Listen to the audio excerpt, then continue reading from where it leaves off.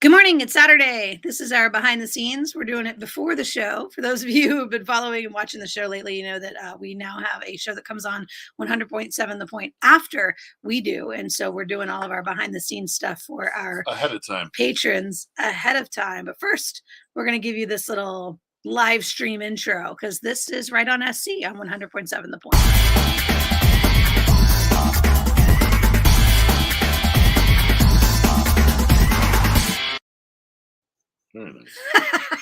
That may be the first time Rex has ever seen that intro, just yes. FYI. I can't stand the sound of my own voice, and I don't like watching myself on video.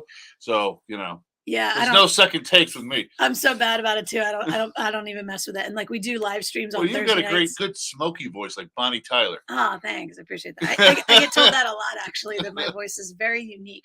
I think I told you I had some dude in the neighborhood stop me. We were walking through the neighborhood, and this dude stopped me and he goes, "Are you on 100.7 The Point?" And I was like, "Yes." And he goes, "I recognized your voice." And I was like, "That's super creepy." No, it's awesome. But it was cool. It was cool. We started chatting a little bit. But anyway, so this past Wednesday, I got to sub for Kev. I was in here this morning or on Wednesday morning, and we were talking about movies and stuff like that. It was pretty cool. So I like being on the radio. It's a lot of fun. Shout out to Kevin Cohen and the 100.7 The Point team. But okay, so that's not about writing, though. What we're going to talk about today on the show is the heroine's journey. And as I was prepping for the show and preparing for it, I came across the model for the heroine's journey. And the key to this is that gender is totally irrelevant. The reason we call them the hero's journey and the heroine's journey is because of the classic Greek myths that they're based upon. Like This is the structure afterwards. We sort of applied afterwards. Here's what the structure looks like. But those classic myths are male protagonist, female protagonist myths. And that's why it's that way. But now in the modern day, the gender is completely irrelevant. So I just wanted to kind of like lay that out in terms of like, even though we're talking about hero and heroine, we're not going to be talking about gender on the show. Is there, can you think of a female protagonist in a hero's journey or vice versa? A female protagonist in the hero's journey? Yeah. Oh, there's got to be one. There's probably some Disney one now. Well, no, so we have Katniss Everdeen, right? Right. Moana is, of course. It's all modern stuff. Yeah, the problem is I said the hero's journey. I think classic. Yeah. And I don't see any. I think like no, that's true, like Odysseus and that kind of thing. Yeah, exactly. But yeah, modern day ones are just. Well, I think the real modern one we're going into is the male female hero's journey. How does that be? Well, they strangely enough, the Matrix 4, which was a terrible film, sort of bring that up, and that the hero's journey goes on with a male and female character simultaneously. I think we saw that a little bit with Game of Thrones. Yeah. We have various members of the Stark family going on their own individual hero's journey and culminating and coming to the end. Yeah. If it wasn't such a lousy last season.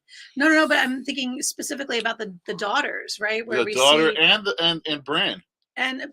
So the one sister is more of a heroine's journey, and the other sister is the horror story, is the hero's journey. She sort of becomes a murderer, right? But yeah, sort of, because when we watch, what is the oldest girl's name? Sansa. We watch how Sansa gathers her people around her. She fortifies her position with allies and starts to recognize who she can trust and who she can't trust. That's very much heroine's journey kind of stuff, which is what we're going to talk about today. The other piece that I thought was really interesting when I was listening to all this heroine's journey stuff was the idea that the hero's journey is marked by increasing isolation and the hero having to ultimately do this thing by himself at the end. And I started thinking that Luke Skywalker never really gets to a place where he has to do it by himself because he always has the Force and he always has Yoda and he always has like Obi-Wan's voice in his head. And I was like, wow, I never really thought of Luke Skywalker as not really being a hero, but maybe he's kind of not really a hero. He's more of a vessel for other people to use. Yeah, he's a cog in the machine, an important cog, but one that they use. Right. We're gonna get much deeper into that. I'm gonna kill this conversation with you people, but we're gonna get on the air here in just about 30 seconds, and when we do, we'll talk in depth about the heroine's journey. Thanks always to our patrons. We appreciate you guys. Behind the Scenes is done specifically for our patrons on patreon.com/rightonSC.